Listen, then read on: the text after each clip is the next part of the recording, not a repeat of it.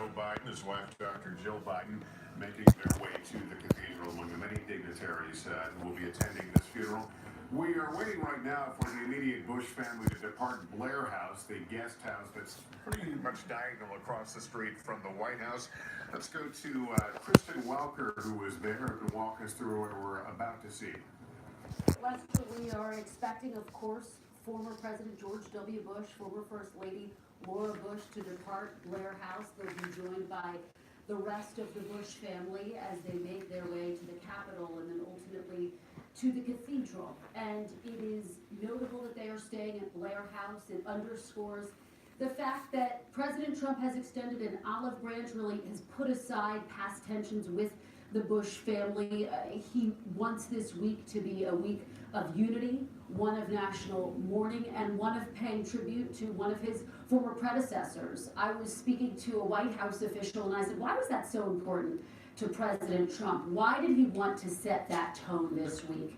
And this official said to me, Lester, the bottom line is President Trump sees the former president as a great man and someone for whom he has a lot of respect. Now, last night, of course, President Trump, First Lady Melania Trump, paid their respects to Blair House. They spent about 20 minutes with the Bush family. I was there when the president left the Blair House. We tried to get a few questions to him about what was discussed. He didn't answer our questions, Lester, but he did wave. And by all accounts, this was a cordial visit between these two leaders, past and present, and it was remarkable and it was powerful, I have to say, to see these two families who have been at odds. Of course, we all remember that bruising Republican primary when candidate Trump took aim at Jeb Bush, to the extent that Jeb Bush wound up defending his father and his legacy. All of that has been put aside as President Trump wants the focus to be on paying tribute to former President George H.W. Bush, the 41st president. So we await the departure of the Bush family and, of course, President Trump. Lester. Yeah, to see that buried, actually that moment of unity, I think is probably good for the country in general. And Kristen, thank you. And Mrs. Bush actually went over earlier in the day, yesterday, and looked at some of the White House Christmas decorations and was greeted by First Lady Melania Trump. Mrs. Bush and a bunch of the family members went over there to see the holiday decorations. Let's go to Capitol Hill. Hallie Jackson is there, and of course, for the last day or so, the president's remains have lay in state at the Capitol Rotunda. He's the 11th president to have that honor bestowed upon him. Hallie, what are you expecting? We're expecting what will be an emotional and powerful goodbye to President Bush for the last time. He comes here in that flag-draped casket. You will see the honor guard playing ruffles and flourishes. Hail to the chief, that 21-gun salute. It is expected to be a moment of tribute to the president as his family watches from the steps. They will then get into the motorcade and go through what is the most scenic route in Washington, down the National Mall, past the monuments where Harry Smith is, that World War II monument that's so important to President Bush. We are just now getting more information about the numbers of people that have come in through the rotunda. We talked earlier about folks standing in line as long as 3.5 hours to come in and be able to pay their respects, as you look now at thousands of people lining that motorcade route to see the casket, the hearse of President Bush go by. It turns out some 57,000 people, it's estimated, came through to be able to say goodbye to President Bush here in the Rotunda. We've been talking about, and you've been talking about with Tom and with Chuck, the idea that this is a bit of a break from the partisanship that we've seen, and that has permeated through not just the Capitol here, but all the way over to the White House, for people who want to make sure that they take a back seat, sit back and allow the focus to be on President Bush today. You can see there is some activity here at the steps of the Capitol. We don't expect things to really start up here for a little bit. It is empty, of course, inside the Rotunda, save for that casket, save for President Bush on the catafalque that, by the way, as we've been talking about, built to support the casket of former President Lincoln. So much history in this moment as people are ready to watch this motorcade travel through D.C. Yeah, we've seen some pictures in some of those parts of Pennsylvania Avenue where people are standing there bundled up, waiting to see the motorcade when it makes its way past. We want to go to Kelly O'Donnell, who is here at the National Cathedral, keeping an eye on some of the arrivals here. Some very recognizable faces. Kelly? Well, good to be with you, Lester. Of course, this brings together the history of two presidencies, those who were close and involved in the time in office for President George Herbert Walker Bush, of course, during his time as vice president. So you have a bit of the Reagan era, his own 4 years in office, and then that of his son, George W. Bush, the 43rd president. So you have this merging of the histories in terms of cabinet members, staffers, friends, and notable people who were part of their lives and a part of that history. The other interesting convergence today, we've been talking about the presidents coming together. In the summer of 1946, 3 American presidents were born. Quite different, but all 3 of them will be here today. The oldest among them at 72 is President Donald Trump. He was born in June. In July, George W. Bush was born, of course, also 72, out of office a long time now. And in August, Bill Clinton. All 3 men the same age, of the same generation, very different lives, different politics, different histories, but they will be here today. And of course, the much elder Jimmy Carter, who's the 39th president, and then at the very tail end of the baby boom, Barack Obama, born in 1961. So you have this span today of generations, of outlooks, ideologies, and one of the things that has really been striking in talking about how many people have come out in support of or to acknowledge and show respects for George Herbert Walker Bush, talking to people who have said that it was important to do this as citizens, as members of the community, because they wanted to sort of recapture the time that we're experiencing in these days of mourning and grief, the sort of quieter tone of politics. The Bushes, if there was ever anything to describe them, this nature of the importance of properness and the importance of gestures like this. So the fact that they have extended an olive branch to the Trumps at this time is so fitting of the Bushes. Also, of course, it is President Trump who would control a lot of the apparatus of a state funeral, everything from the use of the aircraft known as Air Force One that is being today again will take George Herbert Walker Bush back to Texas. But you have all this coming together at a time where people are recapturing a moment that has gone by, and in talking with those who are close to the Bushes, George Herbert Walker Bush had often thought, would anyone come to his funeral? He'd been out of office so long. It is certainly striking to see how many have stood up for him over these days and will in Texas again when he is interred tomorrow. Lester? Yeah, we're just watching, as you've been speaking, just watching the faces and trying to recognize who we can. We saw Al Gore, former vice president, make his way in a moment ago. Karl Rove.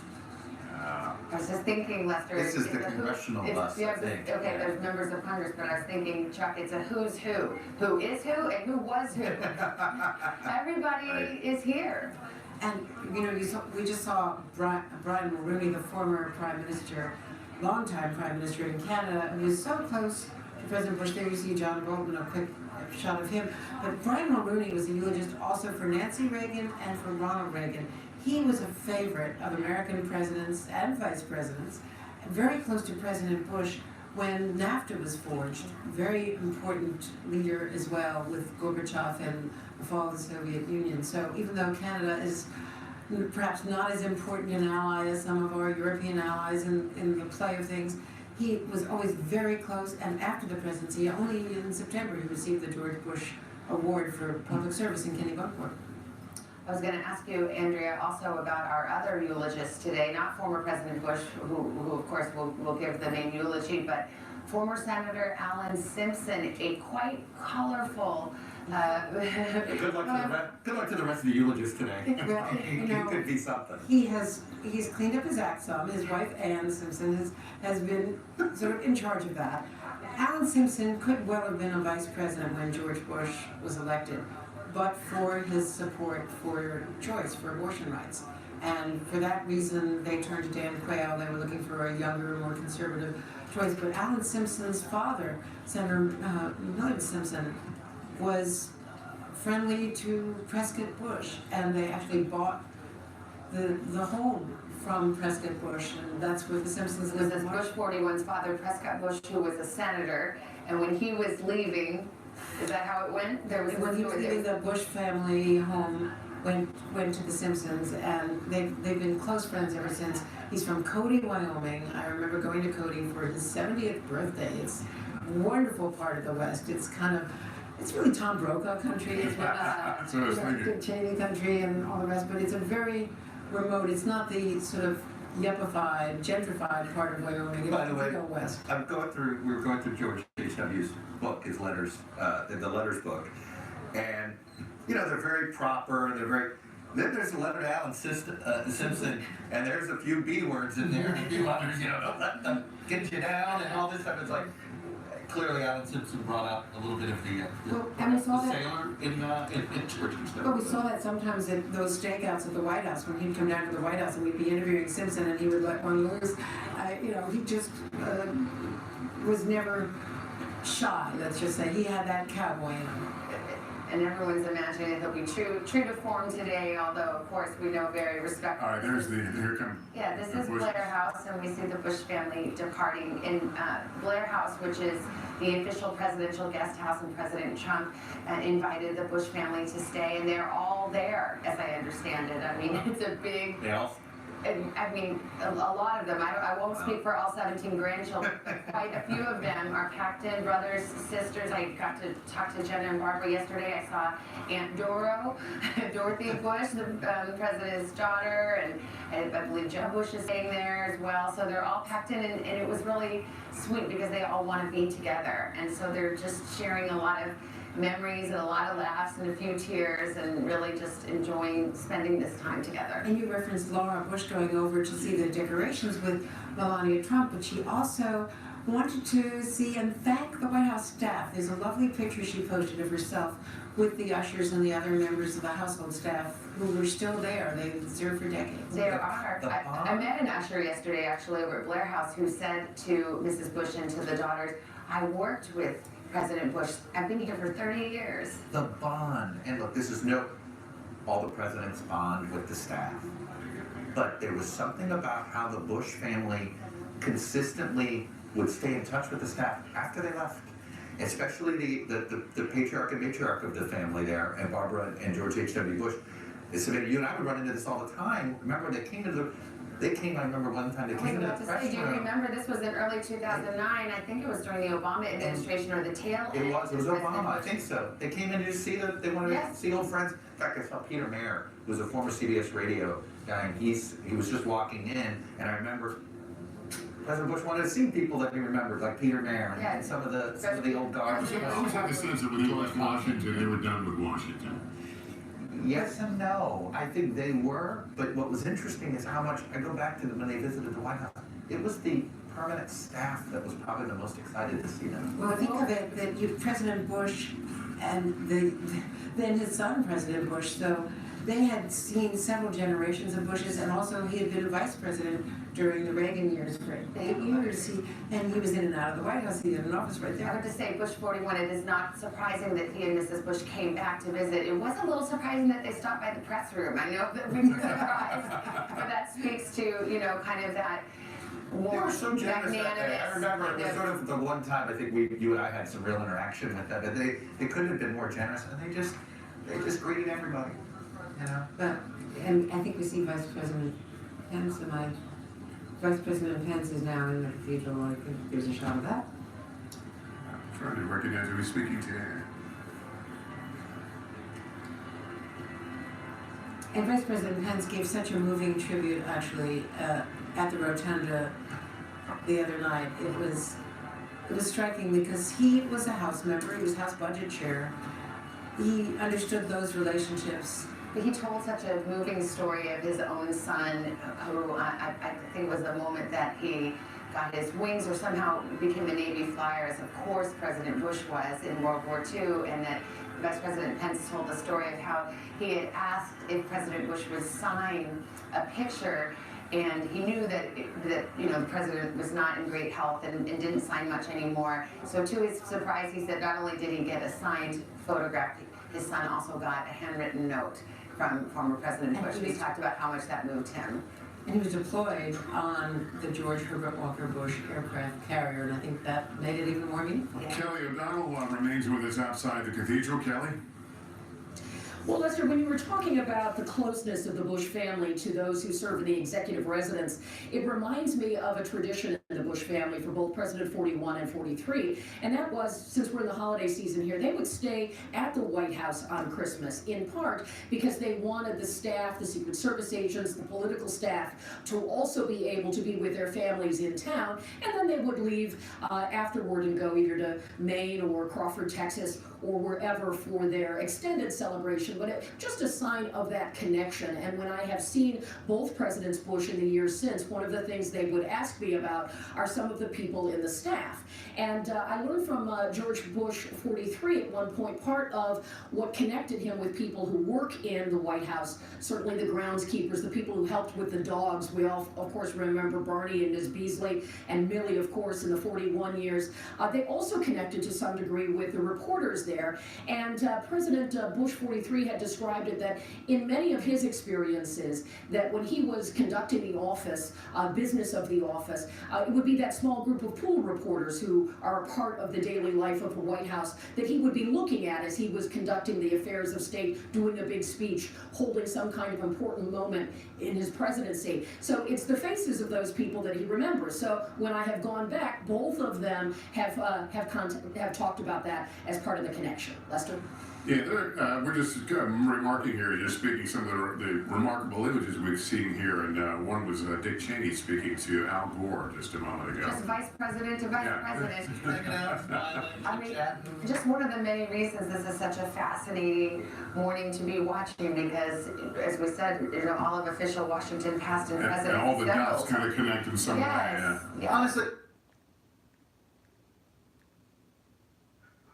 it is moments like this that you hope that everybody that's currently in power, that's currently an elected official, takes stock in their own public service, takes stock in their own image a little bit, holds up a mirror and says, okay, this is what they're saying about this man. Am I doing this? Am I living up to these decencies? We want to pause here for just a moment to allow more of our NBC stations to join us.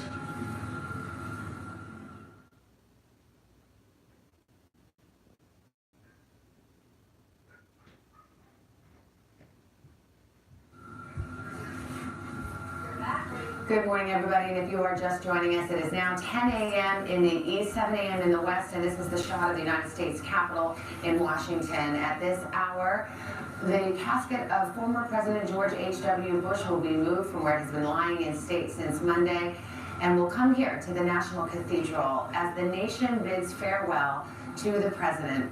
A packed room full of official Washington, past and present. Every living former president will be in attendance. He will be eulogized by another president, of course, his own son. And we see cabinet members, we see dignitaries, members of the military, all here for one purpose, to honor and to celebrate the life of former President George H.W. Bush. And of course, we see right there Vice President Gore, former Vice President Gore, and who are we seeing? There are four of them. Cheney, Pence, Gore, Biden are all in a row.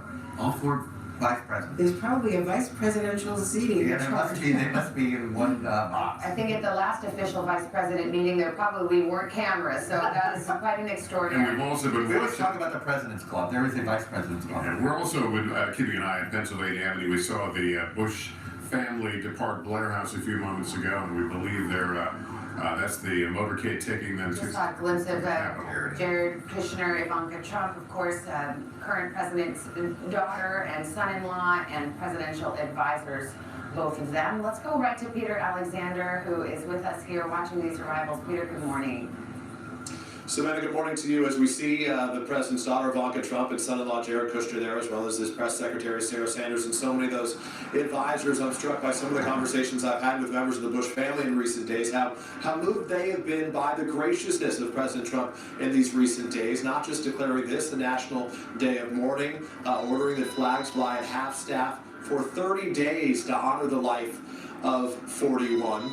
But beyond that, the president invited them to use the Blair House, the official presidential guest house. Melania Trump yesterday invited Laura Bush and many members of the Bush family who, as they sort of viewed it, were effectively stuck across the street. They said, why don't you come over and have a chance to see the Christmas decorations and your family, which they did. Melania Trump even giving the family some time to explore in private. She wasn't with them for the entirety of the time. They took a wonderful photo underneath a shrouded photo of George H.W. Bush that is inside the White House, inside the residence there. But that is what has been striking, I think, for some. Remember, it was only a matter of months ago that we saw what a lot of people viewed as a rebuke of Donald Trump in that funeral, the funeral that celebrated the life of John McCain. Neil Bush, George H.W. Bush's son, yesterday when I asked him about that, if we would see the same today, he said, this is not about Donald Trump. This is about my father. And if nothing else, I hope that today celebrates his life, but also helps renew this idea, this order of civility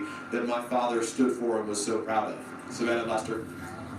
We're looking at images of current administration officials, UN Ambassador Nikki Haley there, as you mentioned, Sarah Huckabee Sanders, the White House press secretary.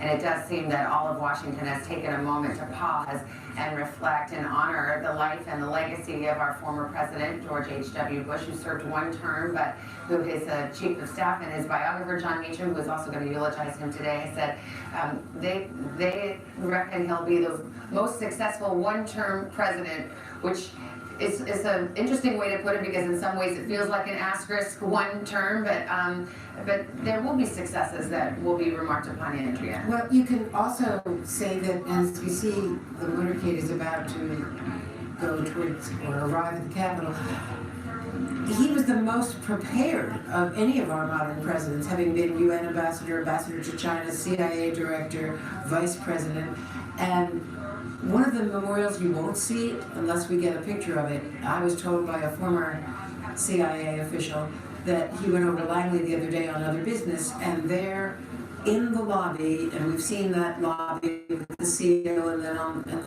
the stars of those who they've lost, there is his portrait now brought front and center onto the seal, and people have been laying flowers there in the lobby of the George H.W. Bush CIA building. Members of the family went over to Langley yesterday to to pay homage to that part of his life. Yes, where he was your point is well taken, though. There may not have been a more prepared or more qualified president in terms of the roles that he held.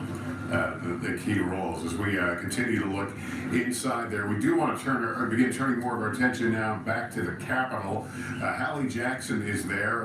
The Bush family should be arriving momentarily, and you see the honor guards, the soldiers, and airmen and Marines and sailors, Coast Guardsmen now taking their place to escort the casket to the hearse and ultimately here to the cathedral. There is President Jimmy Carter. 94 years old, Lester, and a survivor of brain cancer. Is that Rosalind Carter there as well? And not only that, looks healthier now than when he started fighting the brain cancer. He's just really had a remarkable recovery. Preaches, he delivers his sermon in Sunday church every Sunday. I used to be the pool reporter to go in on those Sunday sermons and have to come out and describe them.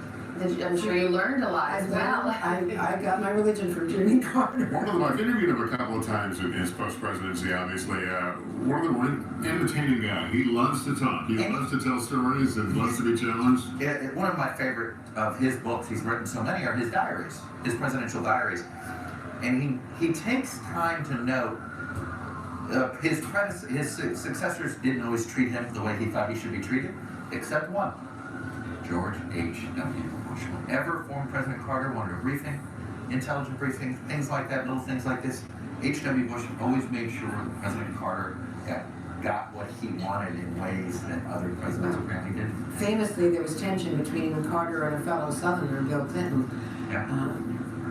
Bill Clinton, who lost one election in his re-election to the governorship in 1980, blamed it on Jimmy Carter and his policies. Well, it is good. It's good to see Jimmy Carter. That's great. Also a veteran, we talk about the greatest generation, and I think sometimes we conflate World War II with that, and yes, he was not a World War II veteran, but he obviously is also a member. Yeah, he was a submariner. And yeah, during, post-World War II. But also, served in the his due,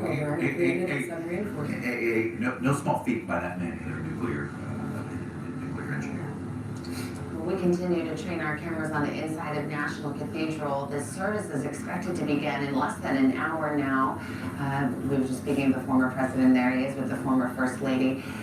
It's expected to last a few hours. There are 4 eulogies, several readings that some of the President Bush's grandchildren will deliver today. And of course, it bears remembering as we think about the personal toll that it was just 7 months ago that they were at another funeral, that of the matriarch of this family, Barbara Bush, and that she has not been far from their minds this whole time. And the family has talked a lot about the notion that George Bush wanted to be reunited with his bride. He's a man of faith, not a showy faith, but certainly a man of great devotion and belief, and a clearly held view that he would be reunited with his love, and that he had talked a lot about and thought a lot about heaven and what the afterlife might be, and he clearly hoped to be reunited. That interview that Jenna did with him, when he talks about Robin, obviously the daughter they lost to leukemia. I mean, that's what he's thinking about as he's going there. I'm sure that a lot of people take comfort in that.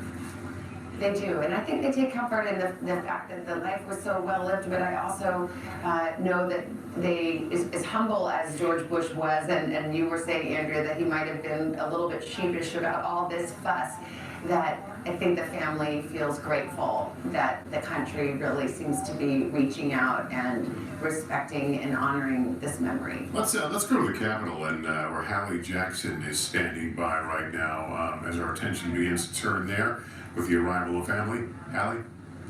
Lester, people are getting into position here to begin the ceremony at the Capitol, that portion of today, as the motorcade is set to arrive in just a little bit. You can see that remarkable shot of the east front of the U.S. Capitol. The Honor Guard has taken their positions, lining the stairs. We expect to see the family members come and join as they make their way down Pennsylvania Avenue there in that motorcade, traveling really slowly so that people who have lined Pennsylvania Avenue get a chance to see and pay their respects to the Bush family. I will tell you that from my vantage point, I can see dozens, if not hundreds, of staff members who work here at the Capitol who have come out to be able to watch this in person. Security is, of course, incredibly tight here, so just staff members have been allowed through at this point, in addition to the family members. But you can see that shot there of the Honor Guard lining the steps. We do expect to see the casket, the flag-draped casket of President Bush, brought down those stairs, and there will be a short ceremony here.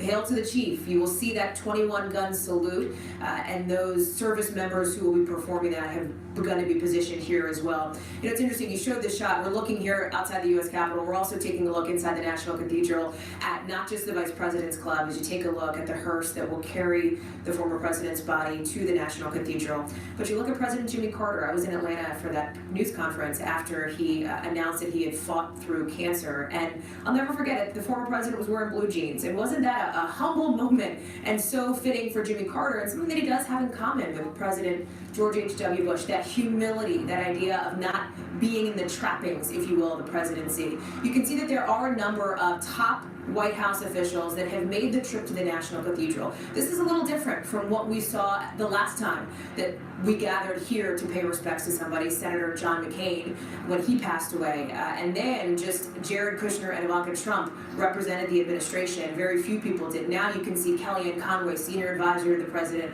Stephen Miller. We've seen Bill Shine, Mercedes Schlapp, Johnny DeStefano, other top members of the White House who have come to pay their respects. And look at this shot. Mitch McConnell, Chuck Schumer, Nancy Pelosi. When we look at this, and we knew that they would be out here, both parties, the leadership in both parties, we talk about bipartisanship, but this is sort of the ultimate display of it.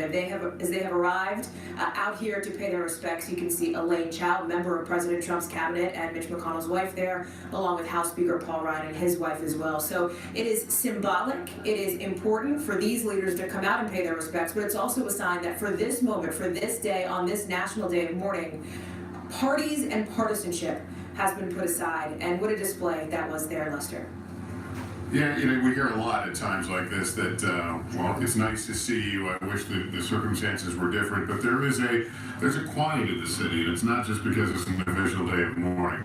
The fact that politics is taking a move. And there's Prince Charles. Yes, you see the back of his head, but he, of course, representing Her Majesty the Queen, and he was not the only foreign dignitary who was here today. The King and Queen of Jordan also expected to attend, and we had a shot, I think it was Constitution Avenue just a few moments ago, and you could see so many people pouring out onto the streets, well-wishers who want to just hold a sign, catch a glimpse, to share their respect and affection for the former president as he makes this journey a little later this morning from the United States Capitol, across official Washington, up here to Northwest Washington to the Cathedral, which has held so many memorial services for past presidents, and this is a storied place, this cathedral, Andrea. Ronald Reagan, Gerald Ford, of course, most recently John McCain, not a state funeral, but certainly had all the pomp and circumstance. The 9/11 Much of memorial it. service was here. I was there for that, and that was the most extraordinary service and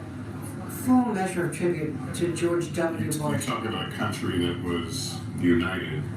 And so needed to be The have that moment. ecumenical service that he organized with the imam, the rabbi, all of the religious leaders, and it was an enormous privilege to have been one of the people here for that. Just a few days after 9/11, we remember it well. Well, this truly is America's cathedral. It really is where we do these things. It's obviously called the national, but it is where we gather. We do this, and it does feel like, I'll be honest, when I walk by here and drive by here, you do feel this. I think we're seeing an image from that morning, and just a few days after 9/11, when President Bush, as you said, brought together clergy from all faiths in a moment in a prayer service of national unity in those terrifying, wrenching days after 9/11, when it felt like everything changed. And President George W. Bush said recently in an interview that it meant so much to him when his father reached over and took his hand. And you see that image right there, that it was so reassuring for a former commander-in-chief to hold the hand of his son, the current commander-in-chief, in the time of the greatest trial. More people died than at Pearl Harbor. It actually speaks also to the kind of family that the Bushes are, because they are a big boisterous family, but they're not a stiff upper lip kind of family. They joke about how quickly they're all moved to tears. And I love where the elder Bush grabs his hand, and that's a father-son thing. That's not a politics thing. That's what you do when you're proud of your kid. Here's the talk, for all the talk though about their division over the Iraq War, President Bush 41 always said that he never had a harsh word about that.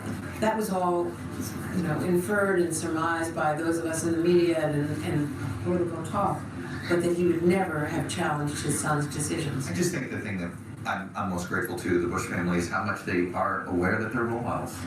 They're very aware that they know their actions in public are to be modeled. And they are going to be modeled, whether positive or negative. And they always went out of their way to realize, to put out a positive feel for, there's nothing wrong with having any of those people to be a role model for your kid. And that's something that you always appreciate. They feel like they have that sense of values about it.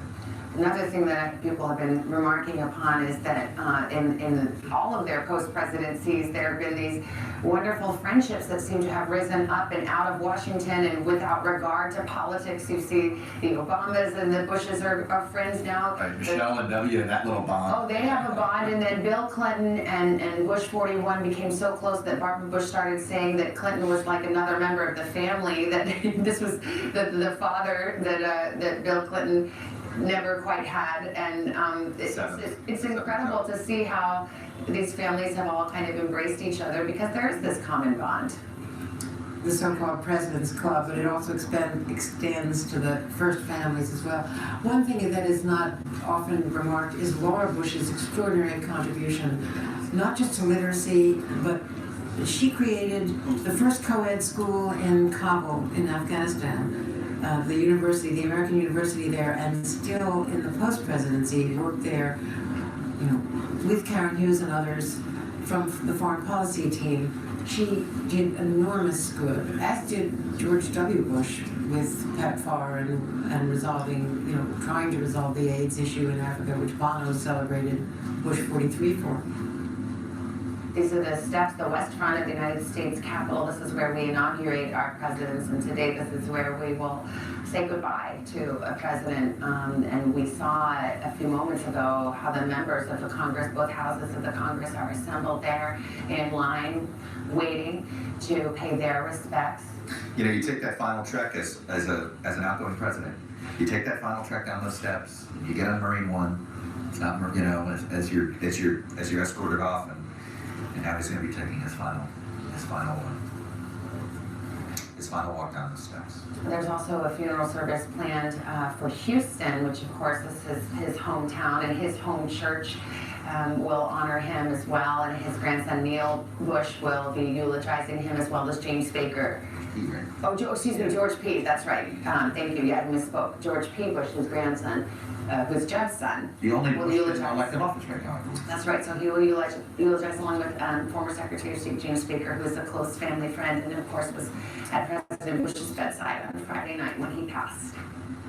Jim Baker, a friend of 60 years, and Jim Baker has said in recent days that he doesn't think he would have survived the loss of his first wife to cancer when he was a young man. He had 4 toddlers, if not for his friend George Bush, who said, "Why don't you run my campaign?" His tennis partner, doubles partner, and so began a great friendship. And the Bush offspring now taking their place outside the Capitol. Angela Merkel Jeb Bush. is here, and she apparently went by Blair House earlier to pay respects. And you know, she said, you know, she rarely speaks English to any press corps. She spoke English at the G20 to say that she viewed that President Bush as one of the fathers of our country.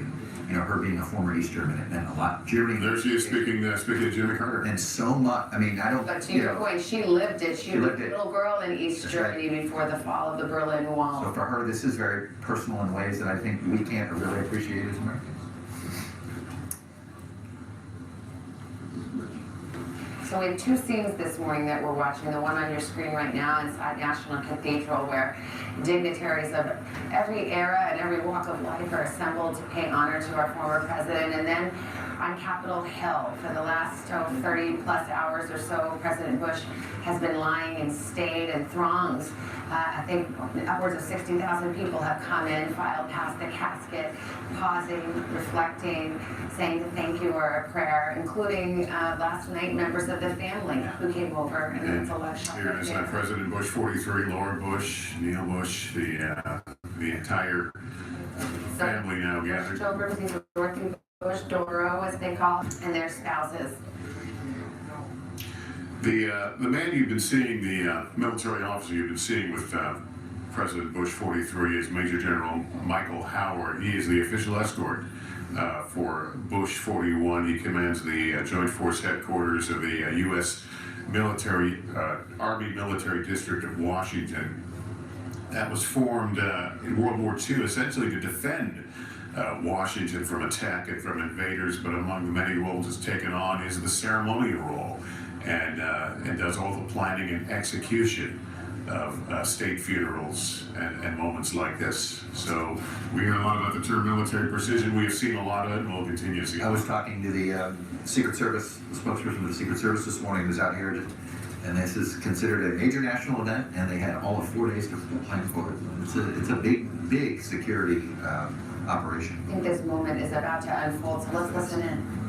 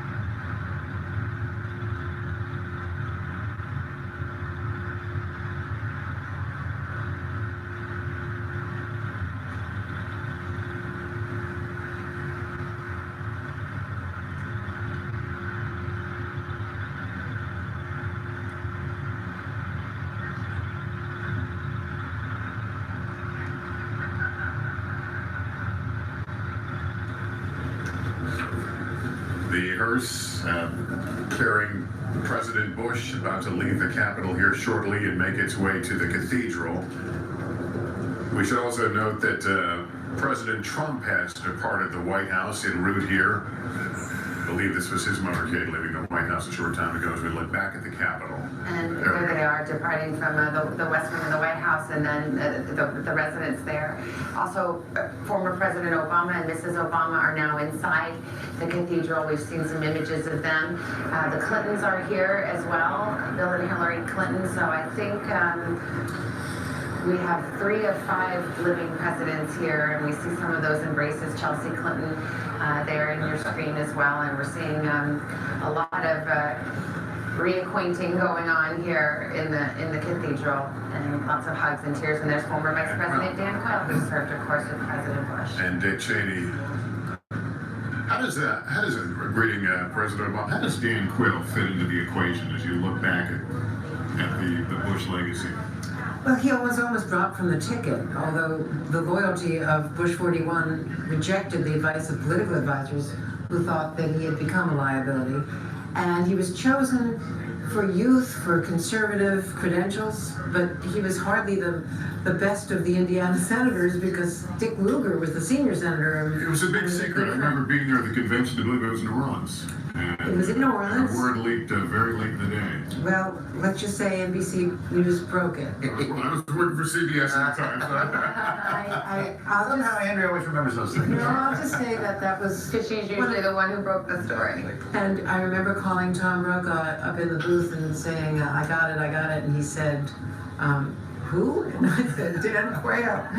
You know, though, we went on the air. he sort of has I was talking to somebody who's still pretty close to him, still talks to me. He sort of knows that he's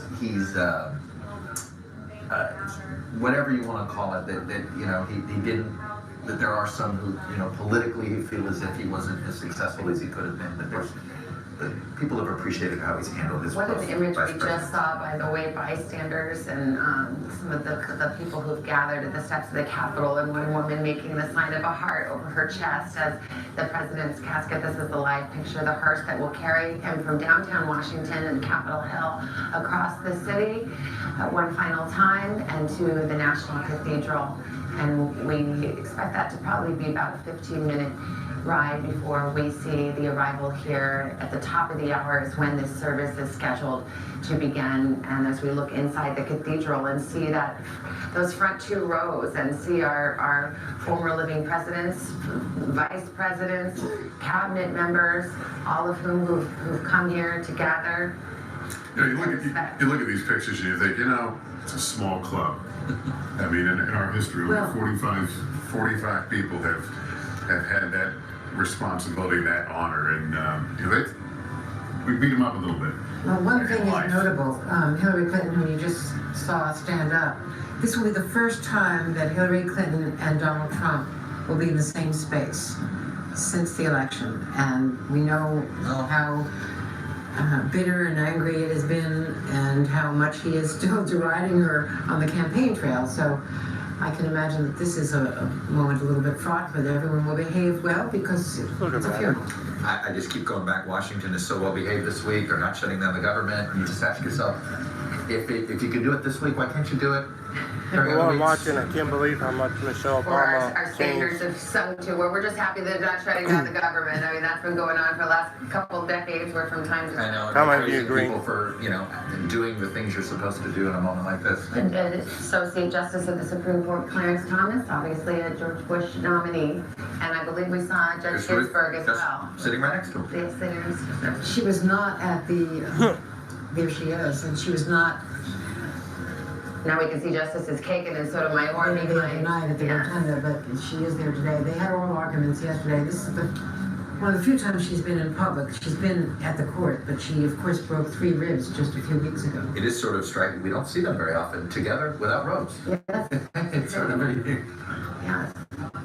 At their official events, they don't have to often think about what to wear, but in this Yeah. case, we were talking about former Vice President Gore, who actually just did a 24-hour climate event, so it was literally up 24 hours and flew on the red eye to be here, and as I understand it, has a real soft spot for President Bush, not least among The reasons is after he conceded in 2000, after that bitterly fought campaign against President Bush, George Bush's son, one of the first calls he received was from George Bush 41 to say, thank you for your concession and for your devotion to your country. By the way, on issues, one of the most monumental environmental pieces of legislation passed in this country was signed by President George Bush, the Clean Air Act. And the Disabilities Act, the American Disabilities Act, which was when Sully, his service dog, the dog was brought with other members of the American Disabilities community.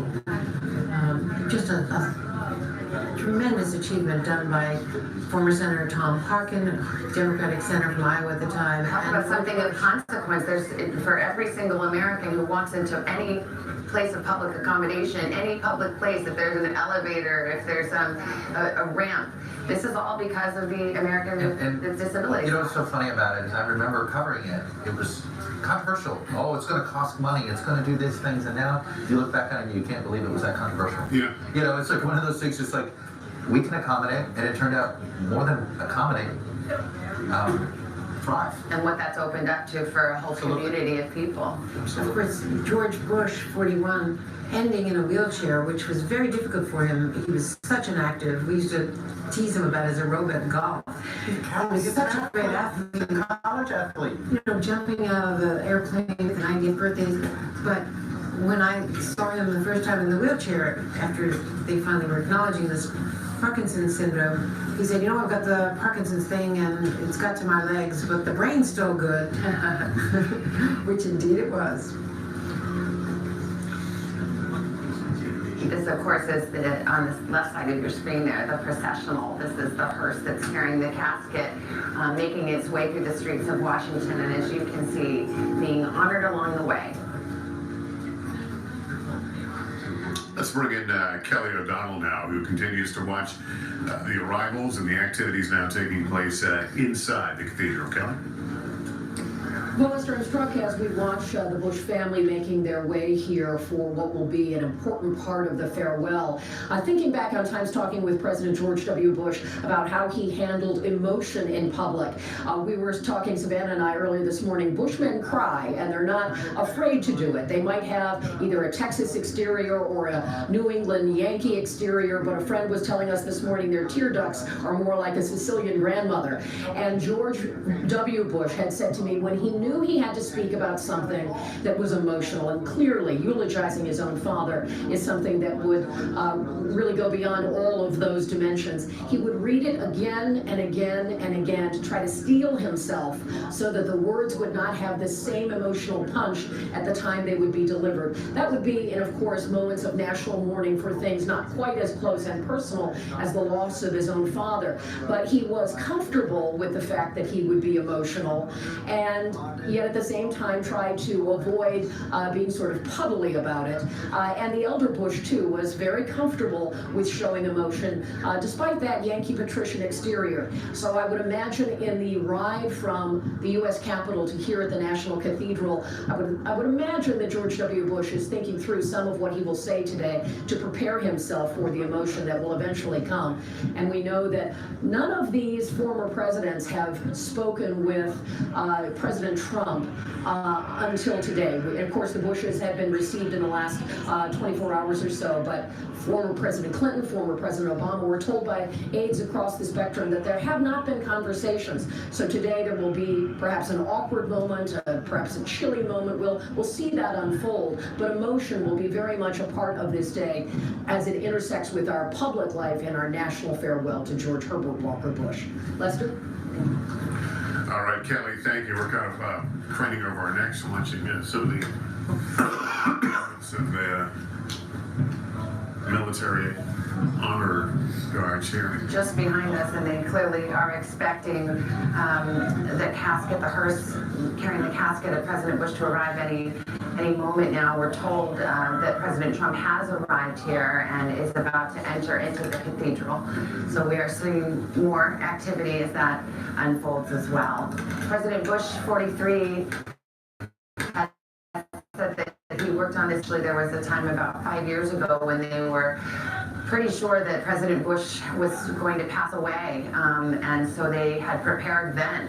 And as Jim Baker put it this week, he was competitive, but he was competitive with death, and he held on all these years and had 5 more really good, happy years. It's a great line H.W. Bush had when he got out of the hospital. He said, "Put the harps away," right? Yes, he did. Yes, The he harps did. away. It looks like I'm still here. But of course, by this summer, with his health failing and with his beloved wife having passed away, he let it be known to his doctors that the next time he didn't want to go back to the hospital, he wanted to be at peace, he wanted to be at home, and by all accounts, he was. And it was a sweet passing, surrounded by friends and family. Let's go to Peter Alexandria now. Peter. Lester, we're outside the National Cathedral. As you just reported, President Trump arrived here within the last 5 or 6 minutes. And now on the front steps of the National Cathedral, we are seeing the Joint Chiefs of Staff, the heads of the branches of the military with the Military Honor Guard, their band playing solemn music as they briefly arrived here just moments ago in anticipation of this moment. I think any moment from now, we will see President Trump enter and for the first time really have a face-to-face greeting with the President's Club that he is a part of.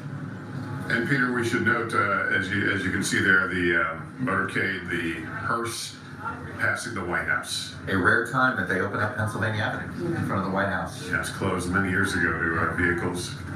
It was closed after a small plane crashed into the South grounds. And they revisited the whole issue of the security of Pennsylvania Avenue, which was always open, and ended up turning it into a pedestrian mall.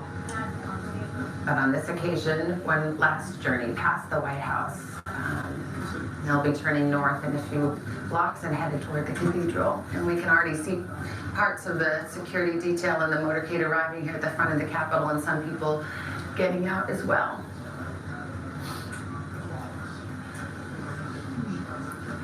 It's a cold, damp morning here in Washington, D.C., but the city virtually standing still. Hallie Jackson is at the Capitol where the motorcade departed from a moment ago. Hallie? Lester, you're right that the city is at a standstill, not just logistically because of the motorcade for President Bush traveling through town, in addition to President Trump, who has, by the way, just arrived at the National Cathedral. So he and the First Lady should be taking their seats over where you are any moment. I will tell you that there is a solemnity here. There was at the east front of the Capitol as President Bush's casket came down those stairs. As a man who delivered so many State of the Union addresses, was inaugurated here at the Capitol, served in this building as a member of Congress, said goodbye to this place one last time. In about 15 minutes or so, this ceremony inside the National Cathedral is expected to begin, and now we can already hear the prelude, some of the music and incredible acoustics of this storied cathedral that has held so many moments of our nation's history. And we await, of course, the arrival of President Bush and the family members who saw him off from the Capitol a few moments ago. Kristen Walker's over at the White House, and we know President Trump just departed not long ago and has arrived here. We've yet to see him inside the cathedral, but expect him to enter at any moment, Kristen.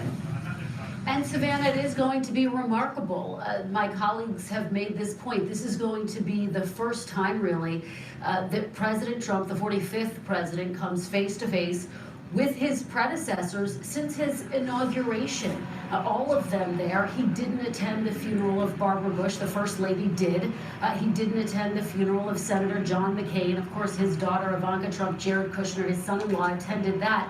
This is going to be the first time that he is going to be there with this very exclusive club. And Savannah, as I'm talking right now, the motorcade continues to pass the White House.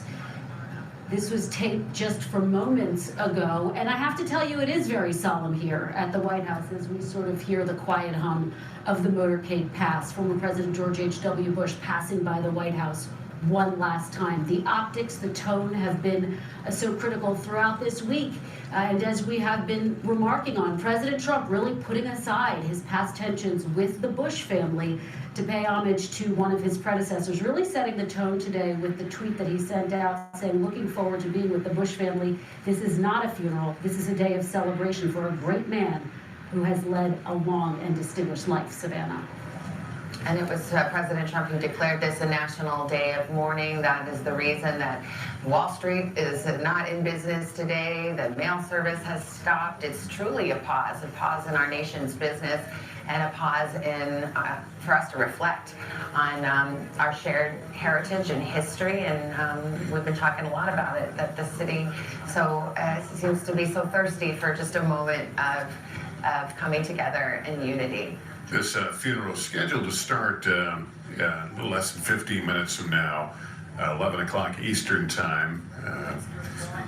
We will hear remarks, as we noted. Of course, George W. Bush will be speaking. John Meacham, President's biographer, will be among the speakers. Brian Mulroney, the former Canadian Prime Minister, who was a friend. Their times in office overlapped. Will be among those speaking as well. We'll see some Bush family members giving some readings from the scriptures. I know Some of the Jenna's, grandchildren. some of the grandchildren, yeah, Jenna's got one to read, and Barbara read one at her grandmother Barbara's service. So this time Jenna's going to read one, and I think another of the granddaughters is planning to have a reading. One of the former president's friends and noted singer Mr. Ronan Tynan is going to be a member of the Irish tenors. Will be singing here, as well as Michael Smith. Be with He was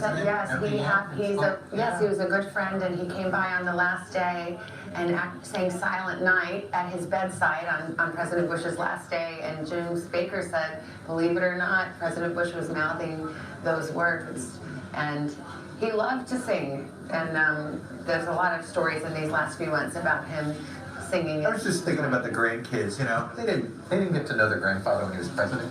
And this must be just so much, this is so heartwarming to see, to learn about their grandfather in ways that they didn't know. They just knew him as Gampy. Here's And President- to see him in this moment. President and Mrs. Trump now entering the sanctuary.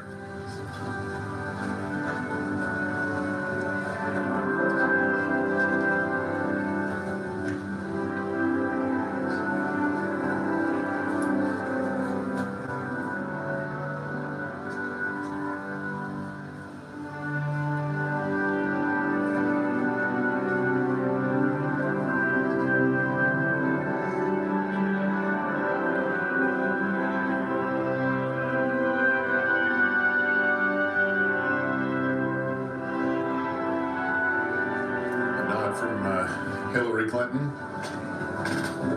to President Trump. And a handshake from President Obama. And Mrs. Obama as well. And only a moment like this that they could bring them together.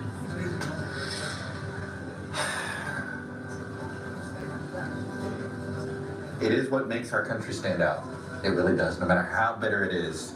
Not many other countries around the world have their former leaders gather in one place like this. Oh.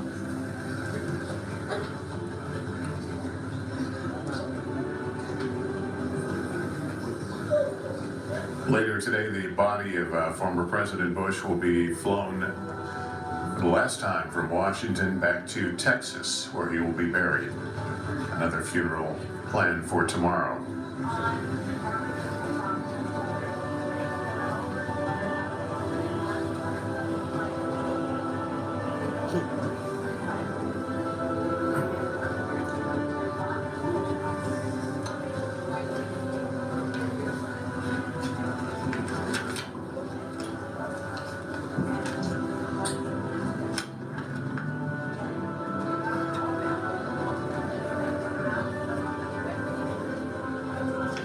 As that picture widens out, 4 U.S. presidents.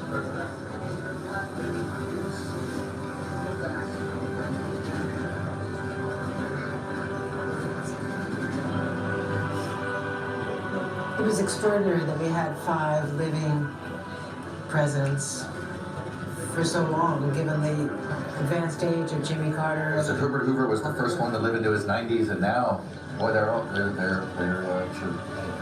well taken care of these days.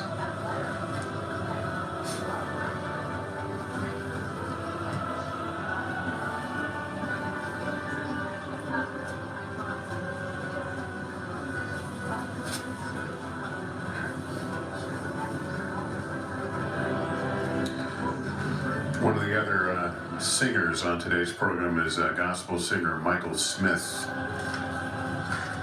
He wrote a song after the 9/11 attacks and performed it. It was called There She Stands. He performed it at the 2004 Republican Convention, invited by President George W. Bush to sing.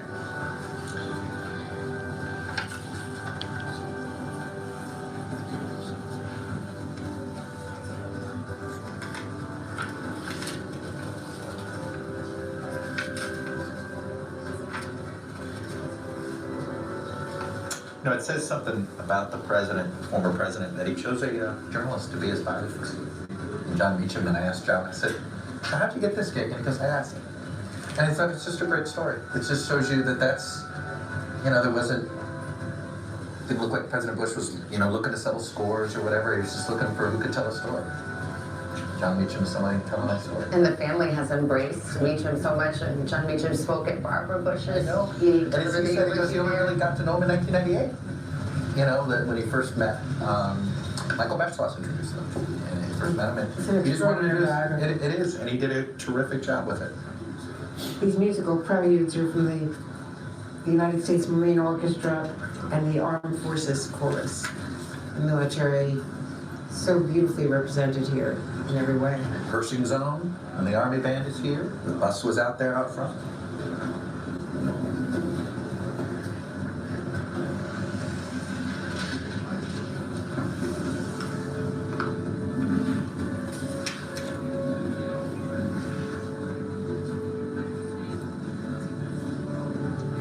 And this beautiful Gothic cathedral was badly damaged in the earthquake, that rare earthquake in Washington a number of years ago. They've been repairing it, rebuilding it.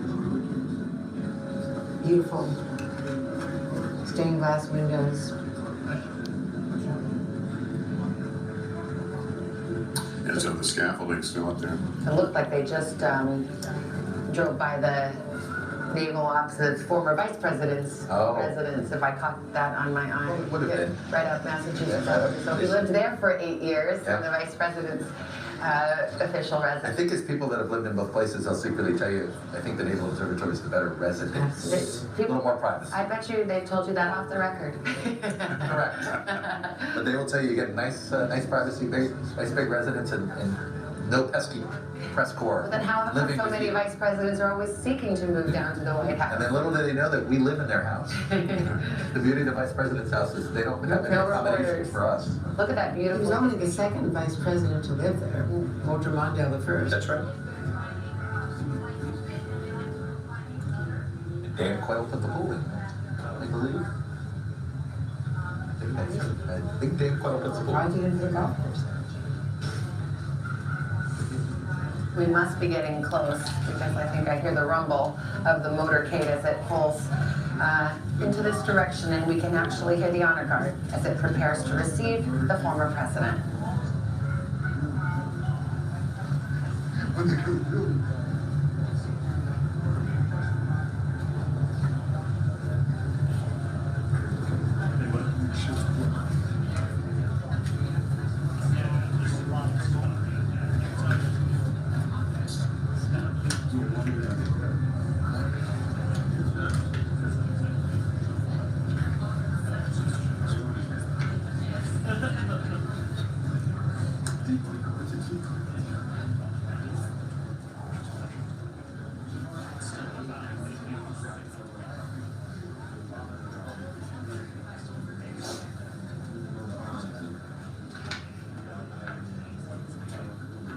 As the hearse turns into the cathedral grounds.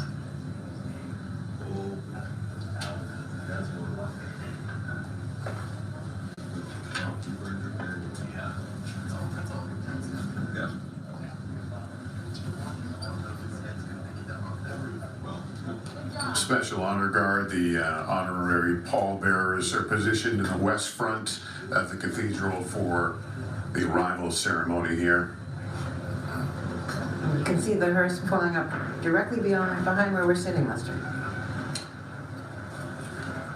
With the presidential seal.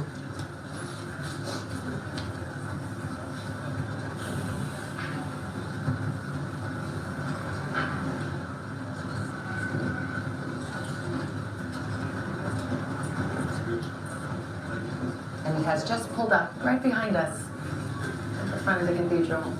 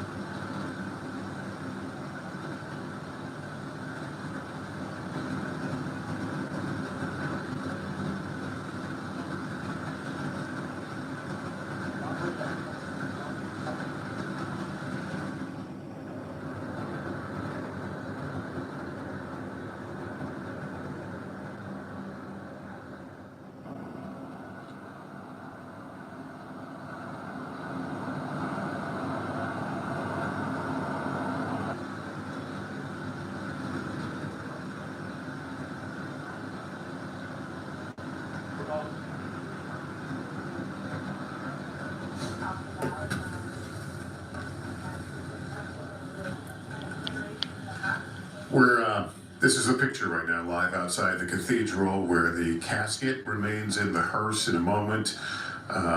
It will be carried through a military cordon. The Right Reverend Marion Edgar Budd, Bishop of the Episcopal Diocese, will pronounce the prayer at the reception of the body, and the body will then be carried into the cathedral and positioned at the crossing. We expect President George W. Bush, the family, to be seated here momentarily. Yeah, actually they're coming right behind us now. Everybody but the former president, it looks like.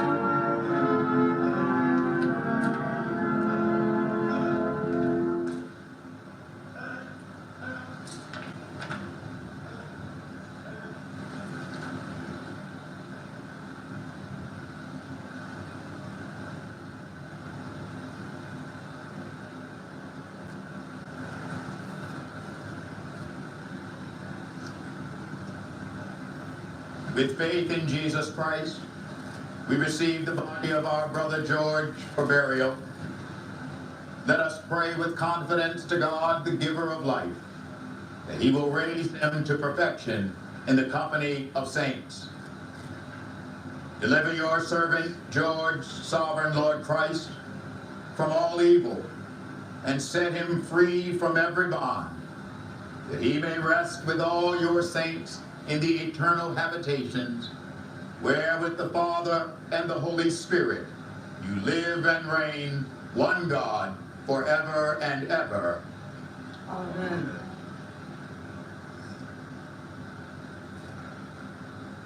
Let us pray also for all who mourn, that they may cast their care on God and know the consolation of his love.